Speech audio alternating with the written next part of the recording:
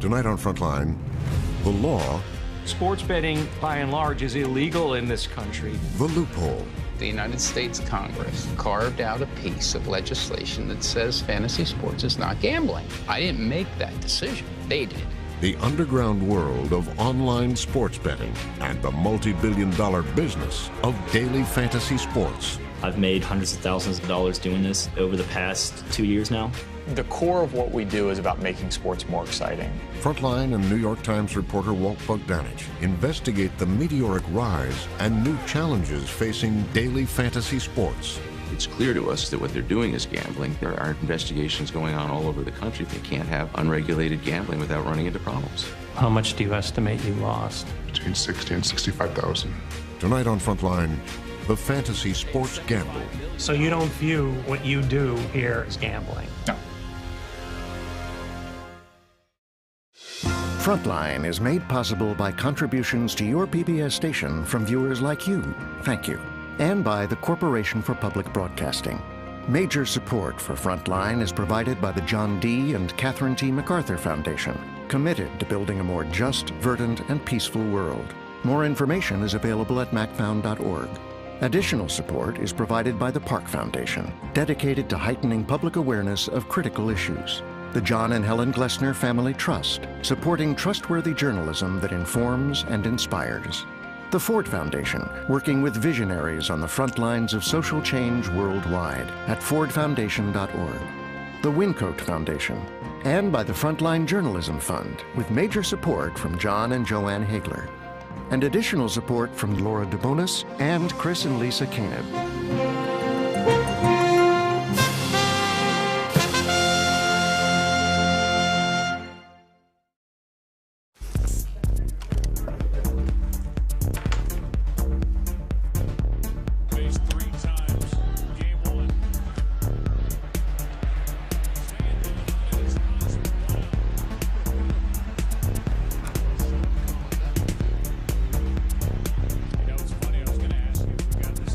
I found out about FanDuel when I was in high school. I'd played fantasy football for years and whatnot. I never played daily fantasy. Now I play probably 450 and 500 different games a day. On a typical morning, it's pretty much just me hanging out, poring over baseball stats. I'll spend between 4 and 5 hours a day on it. So after that, I'm just hanging out, doing whatever, just living life as a normal college student as best I can.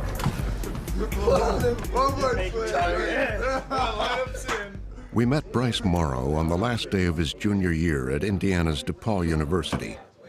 He's one of the nation's best players on FanDuel, a popular daily fantasy sports site. There are many ways to play, but basically you create your own fantasy team made of real professional players and earn points based on how they do in real-life games that day. Fantasy sports has been around for decades, but not like this. I wagered about $12,000 this morning. It's a lot of money. Yeah, it is. You confident? I'm very confident. I wouldn't be wagering money on this scale if I wasn't very confident in my abilities. I mean, I lost about $18,000 last night, so that offsets it. It fluctuates. I've made hundreds of thousands of dollars doing this over the past almost 2 years now. Like, you can see all the games and whatnot. I played 249 games. On this day, Bryce won $11,000 on the afternoon baseball games. Guy has bases loaded. I got the guy that plays leadoff hitter, so I'm not expecting. That night, he lost $6,000. Get more at bats.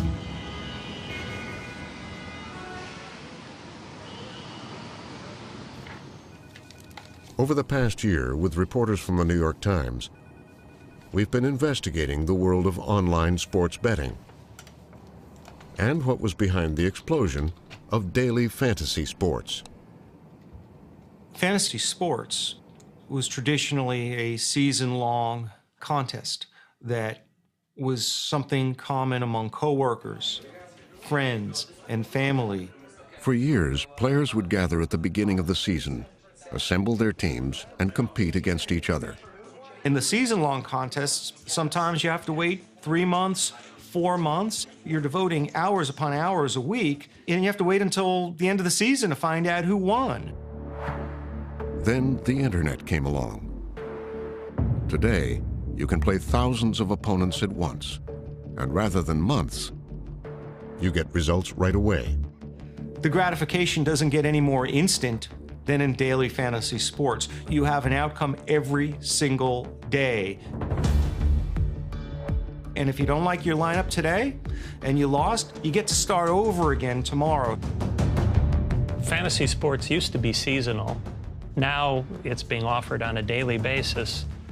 Who came up with that idea? I never want to claim credit for anything that I'm sure many people will claim credit for. Clearly, we were one of the first out there. Fantasy was a market that was stagnant. And FanDuel played a big role in changing that. Exactly. And so, how did that happen? Despite fantasy being a large market, the younger sports fans weren't engaging with fantasy. And so the insight was, what if we take these mechanics around research and picking players and competing with your friends and put it in a format that's geared towards a very hard to reach but very important demographic of kind of millennial 18 to 35-year-olds. Let's make it mobile first, let's make it faster, and see how that goes. With that, a new industry was born.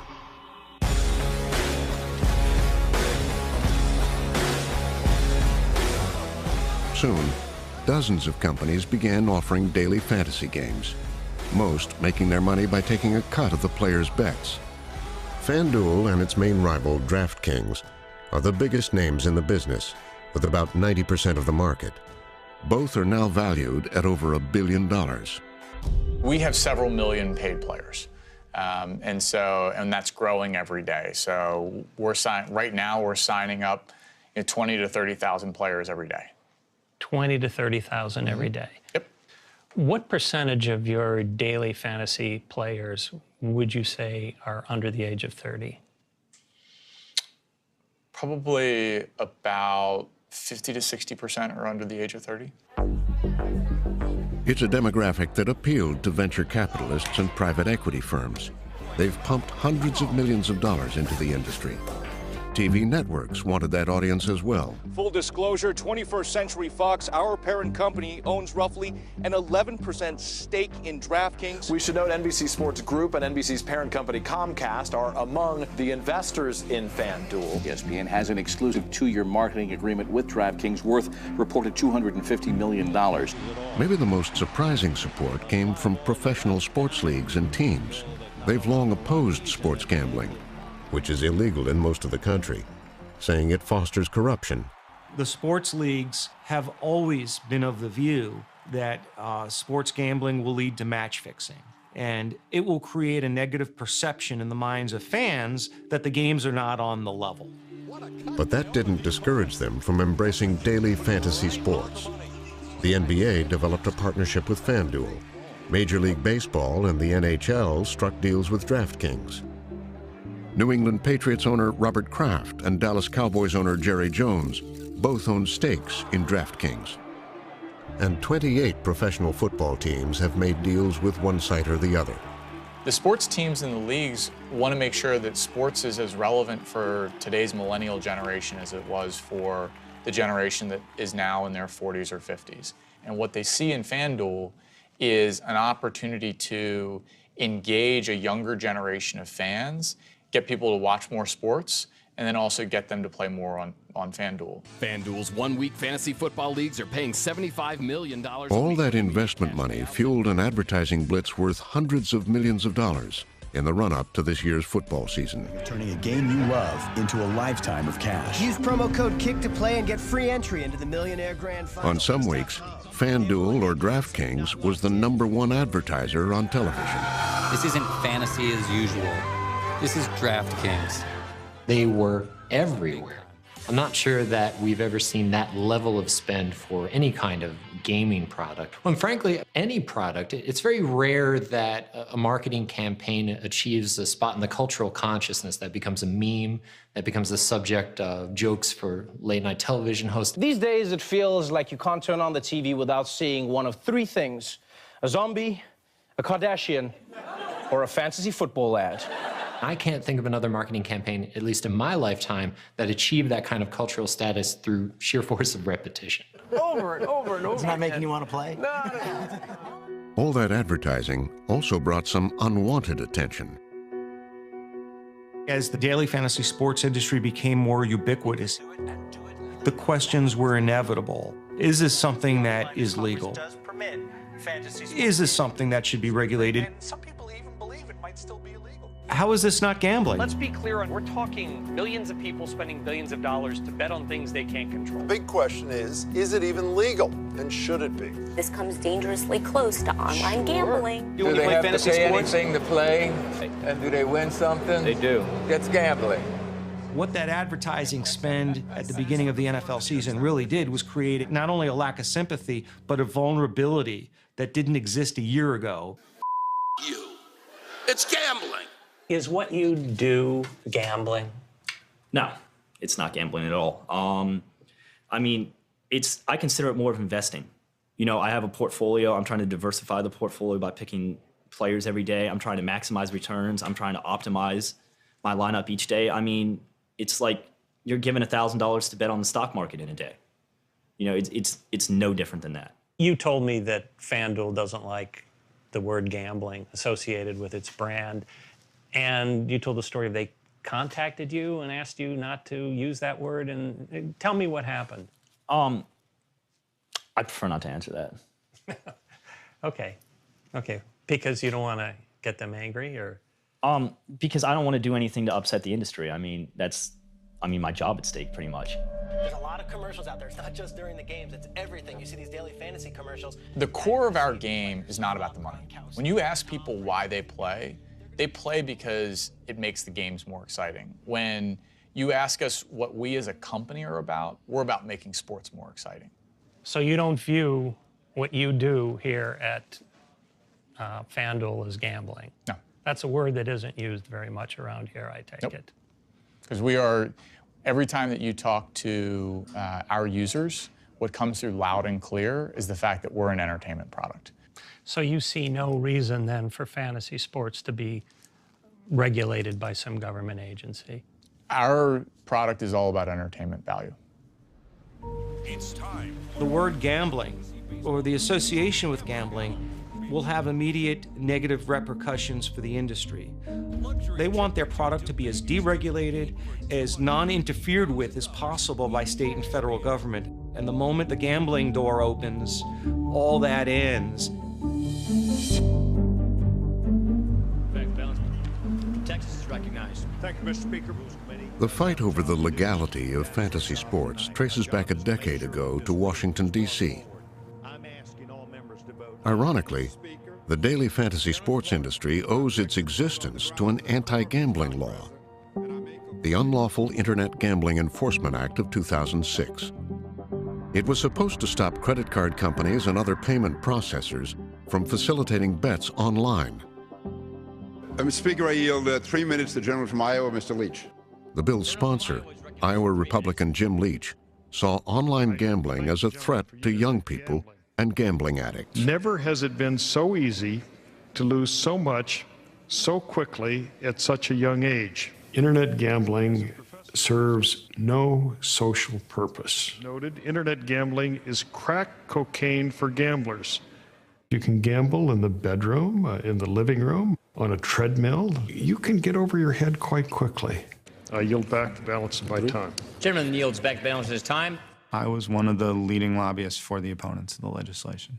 You were against it? Yes, that's right. Why? Well, the companies I represented felt that the appropriate path for the U.S. was to license and regulate internet gaming, not to prohibit it, and preserve the freedom of adults to entertain themselves as they choose. How important was the National Football League in securing passage of this bill?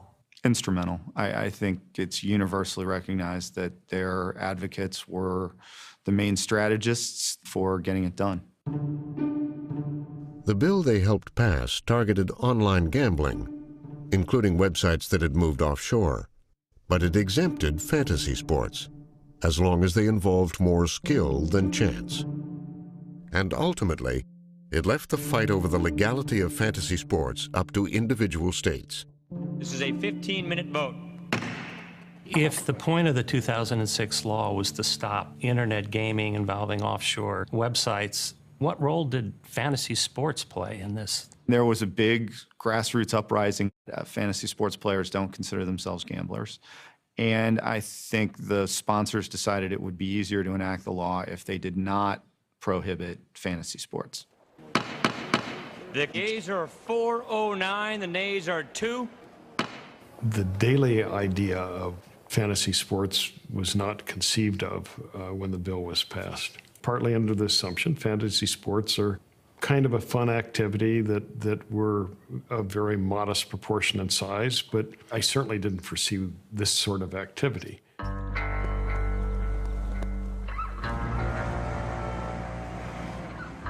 The 2006 law had paved the way for daily fantasy sports to flourish.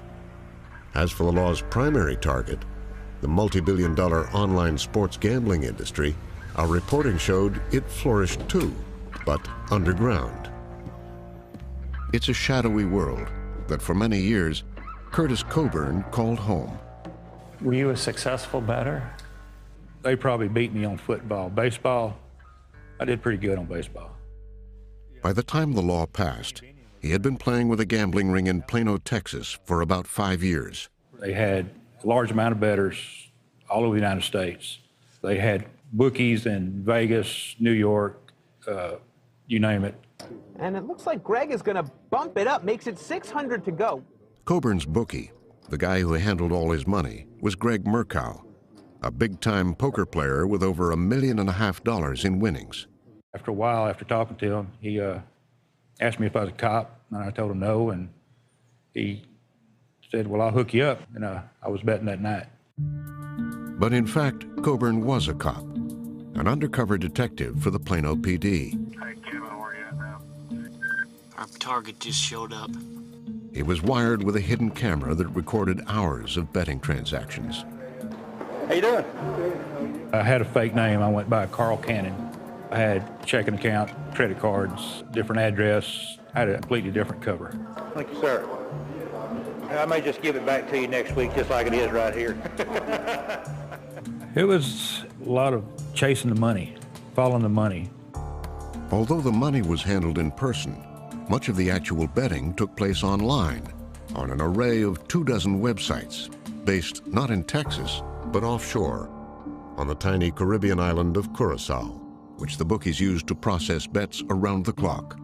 They were taking in about $1 billion worth of wagers a year. $1 billion $1 billion. a year. Federal agents in Plano Police Department have shut down what they say was a $5 billion illegal sport gambling ring. They seized. When they finally broke up the ring, they confiscated over $10 million. Into the websites. Now, much of that money has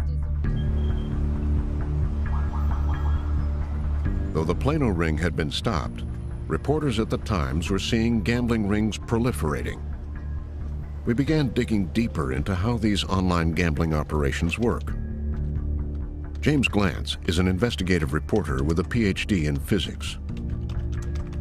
Augie Armendariz works in the computer-assisted reporting unit.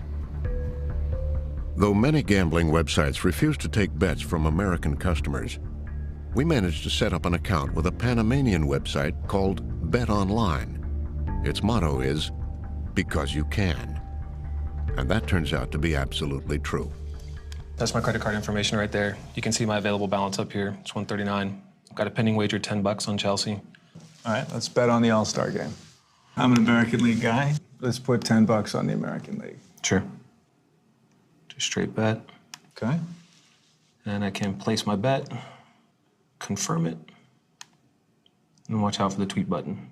So we just sat in the middle of Manhattan and made an online bet. Yeah. With a company in Panama. Panama. After I set up the account, I couldn't quite figure out how to deposit money when I got a phone call on my cell phone. And a guy walked me right through how to put money on the book using my credit card. You didn't ask for help. You just got the call. Just got the call. Yeah. Yeah, then he just assured me that there wouldn't be anything on my credit card statement that said Bet Online. And sure enough, this is the company that eventually showed up on my credit card statement. A company that sells safety goggles and gloves and hard hats? Yeah, that's the one. So we tried to order some work boots. Is this Moser Safety? But the woman who answered there said it was actually, quote, a third-party payment support service for gaming and betting sites. Is your company helping an online gambling ring evade U.S. law? She said she wasn't sure. Because it would appear that that's the case. So if I wanted to buy workwear and clothing and safety boot and shoes, I'm not going to get that, am I? The answer was no. Okay. Well, thank you very much. When we checked recently, MoserSafety.com was no longer online. Fraudulent billing is just one way sports betting rings try to get around the law. Many arrested this morning in a nationwide bust. Raids happened at homes in California, New York, Nevada. The alleged gambling ring collected. Probably no office has worked harder to stop them than the district attorney in Queens, New York. Using the state's anti-gambling laws, prosecutors indicted 17 people from an international sports gambling ring just a few months ago. We are serving 250-20 notice, demand notice for alibi, 240-30 notice. There's value in going after criminal enterprises, which, you know, really prey on people. Organized crime has found gambling enterprises to be extremely profitable. One of the most lucrative rackets, if you will, is syndicated sports betting. Second only to narcotics trafficking as a source of revenue for the mob. And all of this is made possible because of the internet. Because of the internet, absolutely. But collecting bets and paying winners still has to be done the old-fashioned way. They can't use electronic wire transfers. They can't use credit cards because that's prohibited by federal law. So they have to have boots on the ground, so to speak. They have to settle up in person.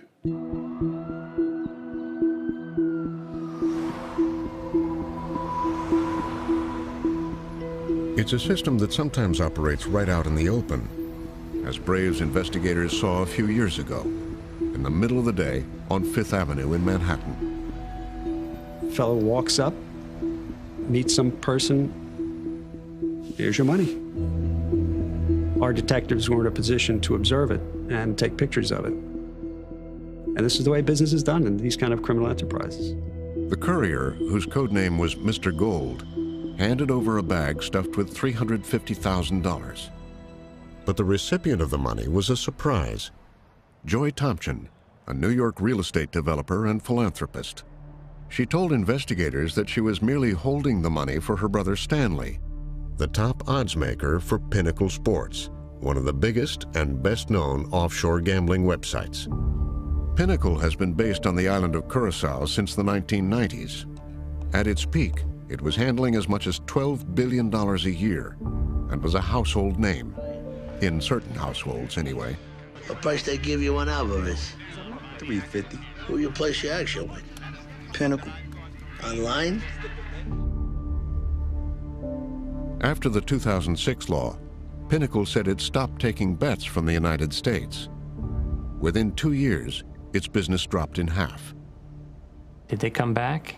Well, our investigation revealed that they did, and they were very extensively involved in accepting wagers that originated from the United States.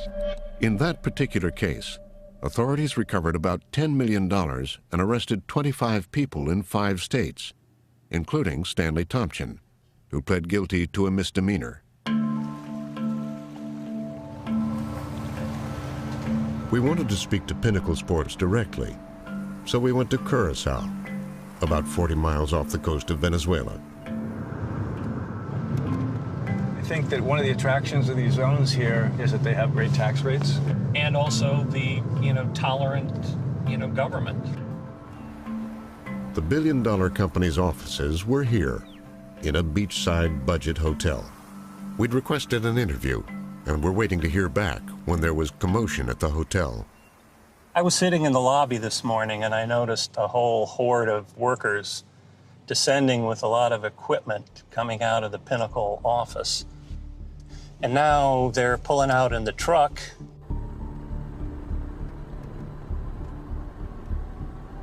I guess one of the questions that occurs is, did our arrival have anything to do with their departure? Coincidence? Who knows? We followed them across town, where they were moving into a new office, a building that also houses Curaçao's Economic Development Ministry. Hey, he's taking our picture. How you doing? Good. What's your name? Amani. Hi, and you're with Pinnacle? Yes. Well, what's going on here? We're moving. You're moving? Yes. You didn't like the Holiday Beach Hotel? No, they didn't treat us well. They didn't treat you right.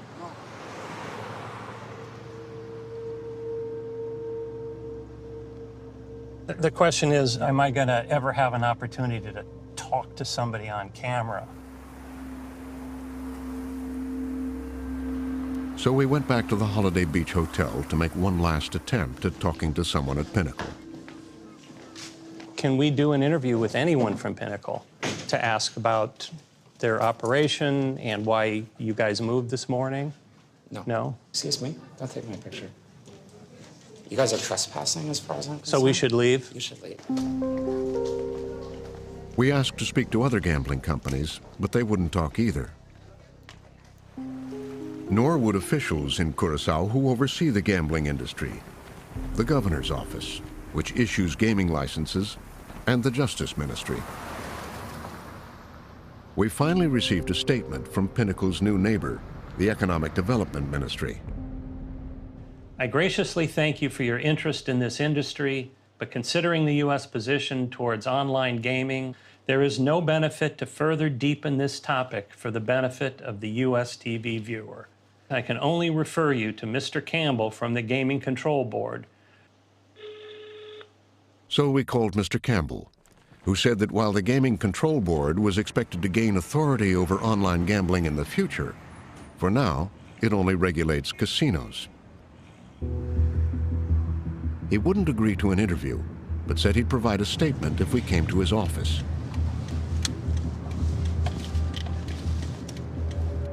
It took less than 15 minutes. But when we arrived, he wasn't there anymore.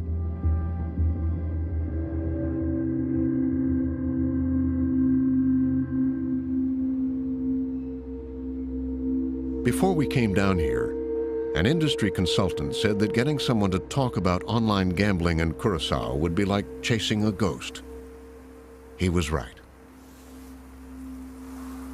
This is a legal, allegedly regulated industry in Curaçao. Why doesn't anyone want to talk to us about it? That's a difficult question for me to answer. Curaçao believes very much on self-regulation in order to protect. Are they doing a good job of self-regulating? Some are, some are not. American prosecutors say they are unable really to dismantle these rings because the offshore online betting sites are beyond their jurisdiction and they can't reach them. Is that really the case? Certainly, it is very difficult for them to catch them. Today, these systems are in the cloud, so nobody knows exactly where the actual servers physically are located. But certainly there is an operation somewhere, and that is what you have to discover in order to try to stop it. To try to find these sites, we turned to a company in Manchester, New Hampshire called Dyn, which helps online businesses move their data around the internet as fast as possible. They explained that most websites actually aren't just based out of one location, like Curaçao. Instead, they use a network of data centers and servers spread around the world, allowing them to communicate quickly with potential customers. We sort of had the implicit understanding that they were where they said they were. But you're saying it actually is coming from servers sitting in different places geographically. If you're a provider of, or a content provider of any means, whether it's gambling or otherwise, you want that to perform well. So you'll tend to see these providers go to get closer to where their Closer actual to end the user consumer. are, to the consumer. If you're accessing a website, part of it may exist in a data center in New York. Part of it may exist in somebody's corporate data center in an office in Columbus or St. Louis. If you know where to look, you can start. You know where to look. We know where to look, and we know how to look. They can track websites' different locations using internet data and a technique called trace routing. We asked Dine's top analyst, Doug Midori, to try to find out if the Pinnacle Sports website was coming from anywhere other than Curacao, which is where it is registered. Well, the registration for a domain can be anything. It could be, it could be the moon for all we care. That address doesn't relate to how it is actually hosted or routed. This is a tool that we use for researching where has this site been seen, and then look up where is this site resolved to. Here we had typed in pinnaclesports.com. So if we zoom in, this is going to tell us where is this website hosted. I see some dots in the United States. Yeah, they're in the United States. So it looks like New York, Chicago, Illinois, San Jose, and Los Angeles. And it was considered outside of the reach of law enforcement because it's registered overseas. Right. But when someone in the United States types in that domain name, a user in New York City would be directed to the data center in New York City within a couple miles of where they reside. Regarding Pinnacle, we've tracked one of their servers to a data center in New York City. Is that of concern to you? Absolutely. Why? Well, for them to knowingly collect data in New York for the purpose of furthering a bookmaking enterprise, if that's what they're doing, that would be a significant exercise of brazenness on their part. That would be very interesting to us, and we would certainly be looking into that. We wanted to speak to Pinnacle about what we'd discovered. In a statement, the company said it only uses data centers in the U.S. to help accelerate its internet traffic and is fully in compliance with U.S. laws. Their website says they don't take bets from the U.S., but U.S. and European investigators have in the past disputed this, and New York Times reporters were able to bet with the help of a Pinnacle agent. Shortly after the company's statement, Doug Midori, the expert from Dine, said Pinnacle's content had stopped coming from those U.S. data centers and servers we had seen and moved to Europe. Pinnacle was just one of many sports betting sites offshore that caught our attention. We'd heard of a website called BetEagle.com that federal prosecutors had tied to the Genovese organized crime family. The site was registered in Costa Rica, and we wanted to know how it worked. When I went ahead and tried to figure out if I wanted to go to BetEagle.com, what address on the internet do I have to get to find the machine that's broadcasting the BetEagle content? This is what came back. 108.61, 59125. 108.61, 159, 125. So we know what the address is, and so the next question is where the actual servers are at, or the machines that people connect to get the content from. And the reason we wanted to know where the servers were was because? Well, we want to know if these things are really offshore. I mean, if they're in offshore in name only, or if they actually have infrastructure in the United States that supports the wire rooms. The Costa Rican website traced back to an unexpected location.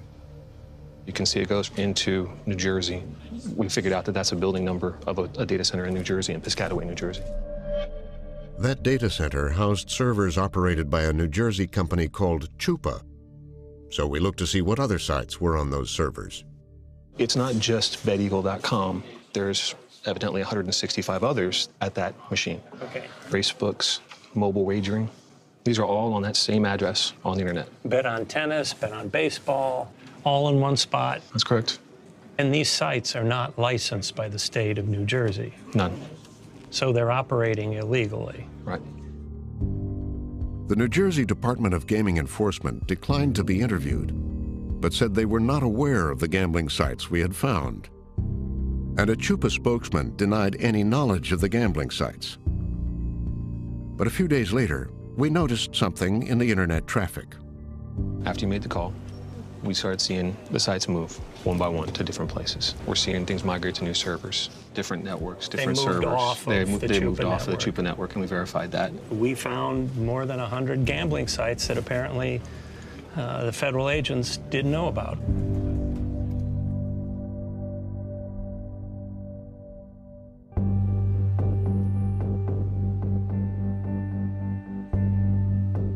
Chupa, Pinnacle, and other companies declined to be interviewed.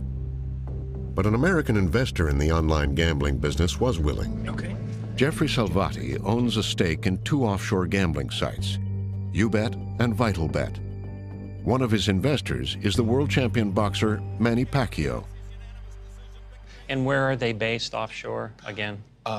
Actually, both are licensed out of the country of Curacao, which is completely legal, and both are actually run out of Bulgaria. A truly international operation. Absolutely. Why did you go to Curacao to get licensed? Just because it's most liberal.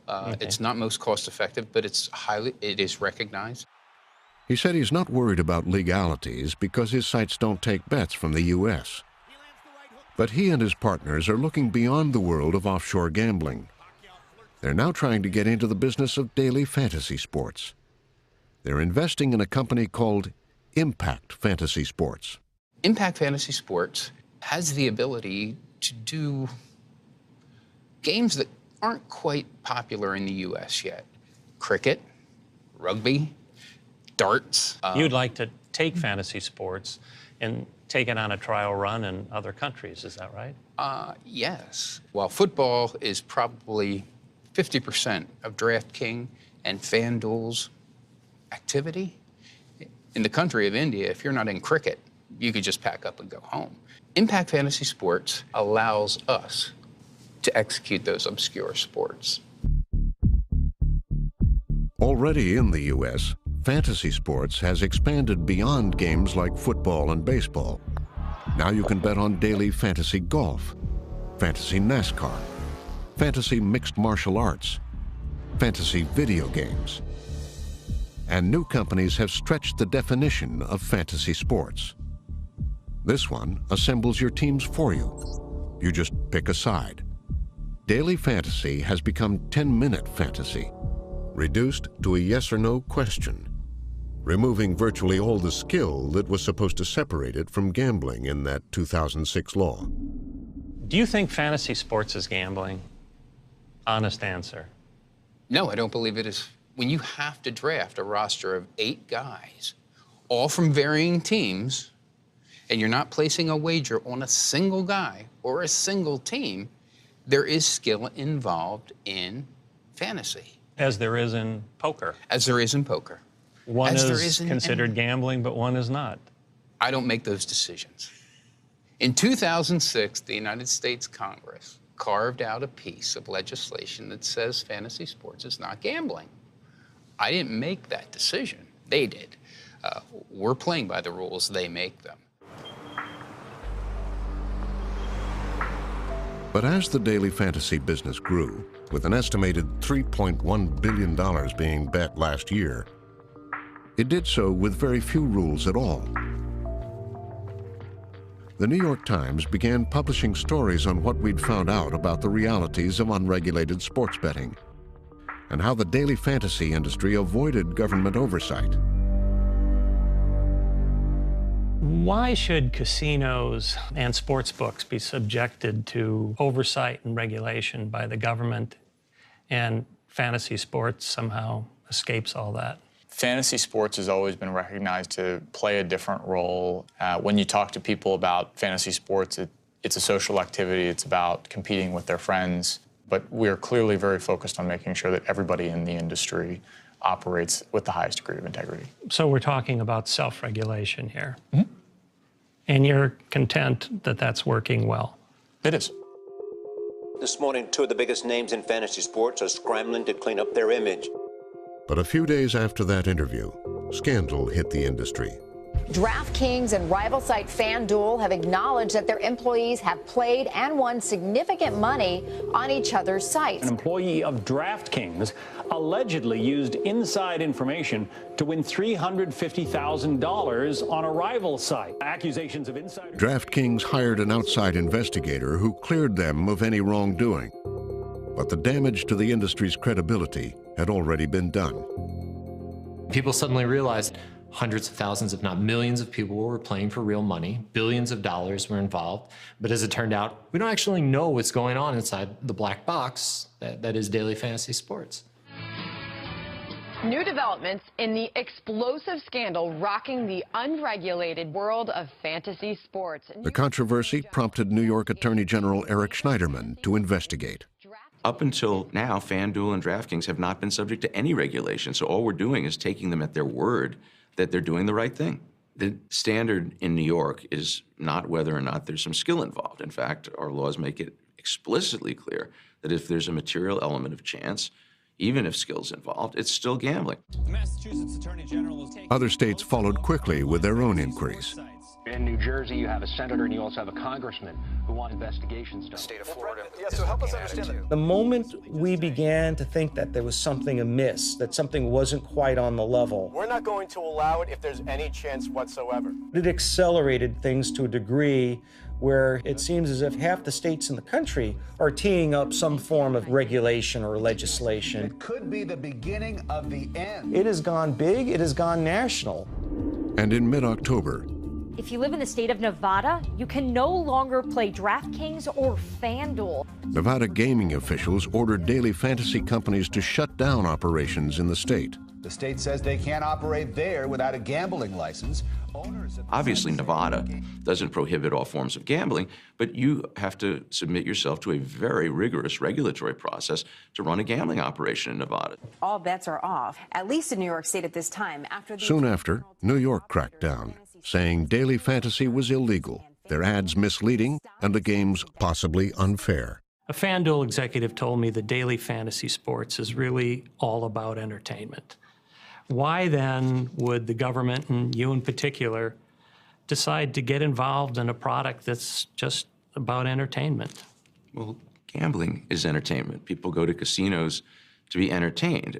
The issue here is not whether or not it's entertaining, it's whether or not it is gambling, and you can't have unregulated gambling without running into problems. At the headquarters of the pro sports leagues in New York City, the New York Attorney General's actions caused concern. The league's big investments and lucrative deals in fantasy sports were at stake. Major League Baseball may now end its deal with DraftKings if they don't comply with New York law. And NFL Commissioner Roger Goodell has also raised questions about daily fantasy sports. We see a big distinction between season-long fantasy and daily fantasy. I want to make sure there's proper consumer protections. That's important for us, and I think that's something that's missing from the current structure. There's the saying, no harm, no foul. Is that the case here? I mean, who's being harmed?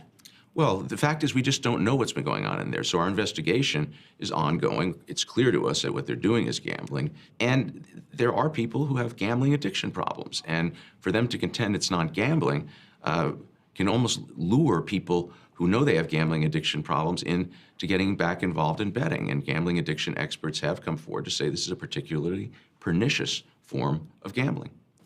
In pursuing the industry, Attorney General Schneiderman has cited the work of Dr. Jeffrey Derevensky, one of the world's leading experts on youth gambling problems. Nobody becomes a problem gambler after the first time you gamble. The problems come about when you can't stop.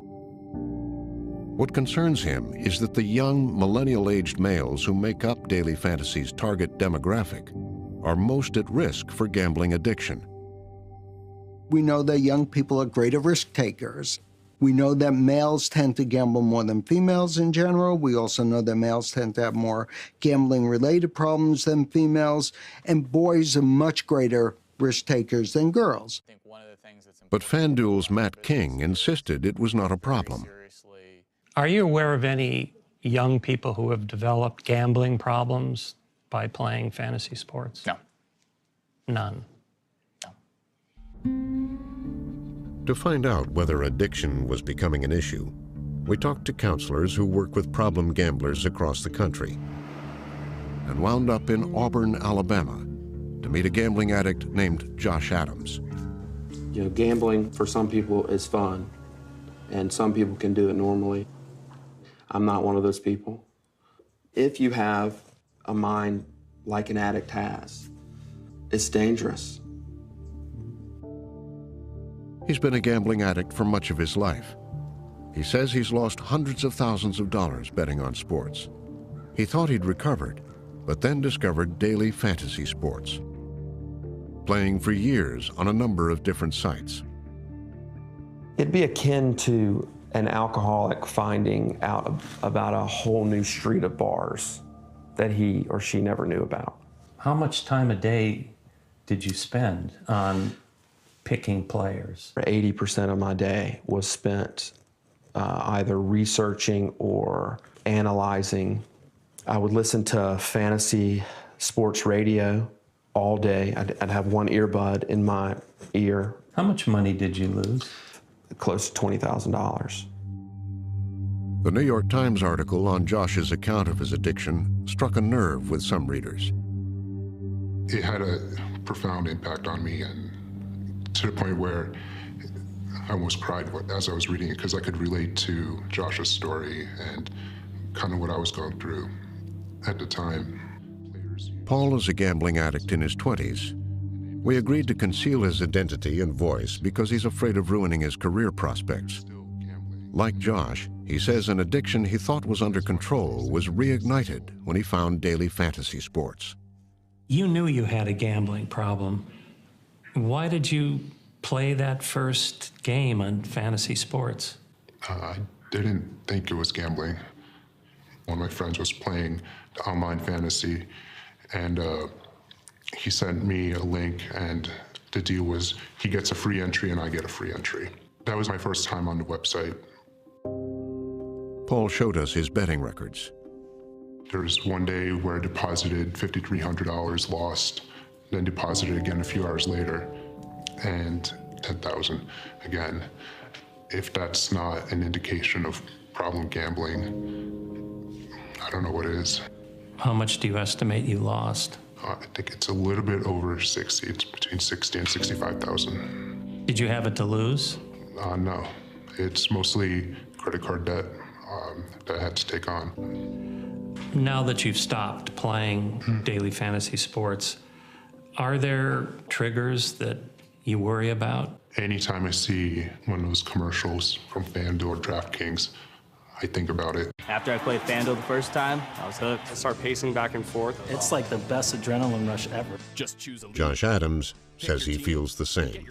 The only urges I still have are when I see the daily fantasy sports advertising.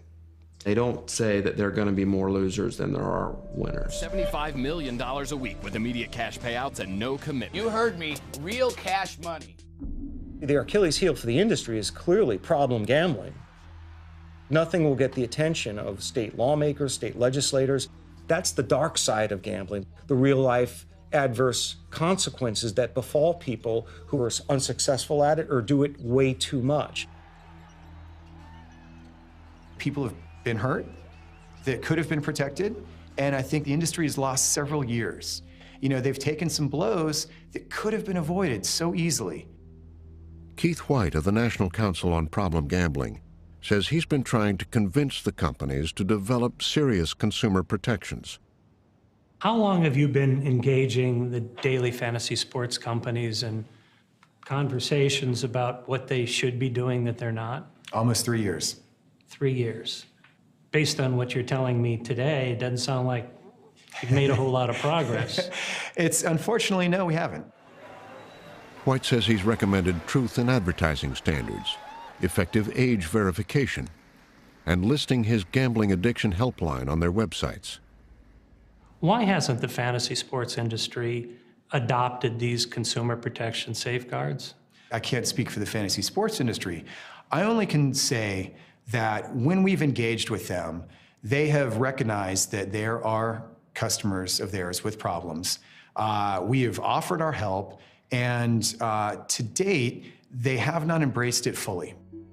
DraftKings recently added a link to the National Center for Responsible Gaming, which is not a gambling addiction hotline, but a research group funded partly by the casino industry. Both DraftKings and FanDuel now say they're working with state lawmakers, though they have sued to prevent the New York Attorney General from shutting them down. They insist fantasy sports is not addictive and that they have adequate controls in place. Are daily fantasy games fair, as far as you know? that is something that we're looking into in our investigation. It's an ongoing investigation. There certainly have been allegations that they're not fair. What the daily fantasy sports sites do to make this worse is they run ads that are clearly geared to attracting the minnows, to attracting the small players, suggesting that it's easy to win, everybody can win. You don't have to be an expert, like you can just be an average guy and you can have a chance of doing well. On FanDuel, I've won over $62,000. Go to FanDuel. In fact, it's very difficult to win for an average player. 89% of the players lose money. If that's true, or if it's even worse, then that raises the question of who's winning all the money. The industry says that proves their point, that fantasy sports is a game of skill. Just like football or basketball, the more you practice, the better that you get. Many of the forms of regulated gambling are actively constructed, so they are games of chance. And that is a very, very different experience than a game of skill, which is what fantasy clearly is. But in recent days, a major payment processor said it won't handle fantasy sports transactions. And Citigroup began blocking credit and debit card payments in New York to FanDuel and DraftKings. Mississippi's Attorney General says fantasy sports betting is illegal They in the violate Texas gambling laws. Considered illegal gambling in Hawaii. Even with the industry's future now uncertain, millions continue to chase the dream of winning big at daily fantasy sports. Play for real money with immediate cash payout. Though few will be as successful as Bryce Morrow. The game lobby on FanDuel is kind of like an ecosystem almost. You can get games against just people who just haven't had the experience of playing on FanDuel before and don't have as much experience playing on the site. So they're more known as fish. You get more fish action at the beginning of the seasons as opposed to the end of the seasons. I mean, pretty much everyone who has come into this industry and I play against, the sharks per se, are all poker players, or all former poker players. Because poker, when online poker became illegal, a lot of people shifted to this industry. That's kind of what caused, in part, the boom of it. With so much money at stake, is it fun? Honestly, it's not as fun as it used to be. You know, moving up in stakes, you know, like I have a lot invested every day, so it's turned into more of a job than a hobby. I mean, I can take my economics degree and I can go into investment banking. I'm not entirely sure that's what I want to do. I don't want to work 70-hour weeks. Something like this is perfect for me. I don't have to sit in a cubicle all day. I can continuously trying to grow this into something that I can do after college. I mean, I like sports for different reasons now. I like it because it makes me money.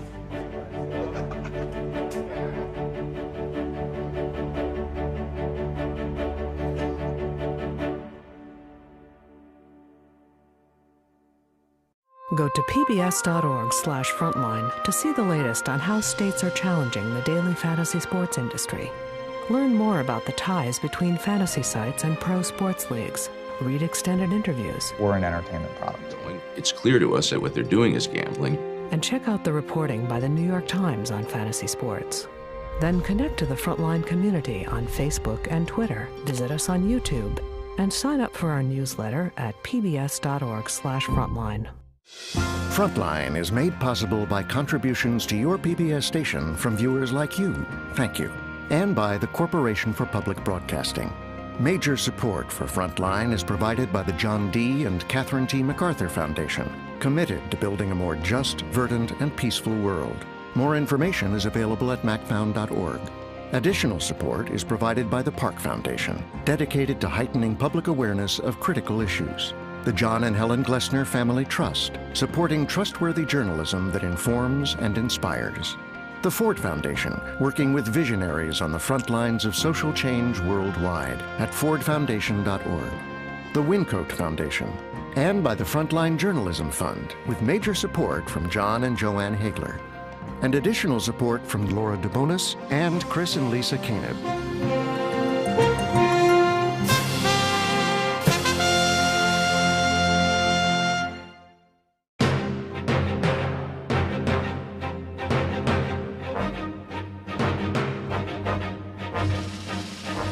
For more on this and other Frontline programs, visit our website at pbs.org/frontline.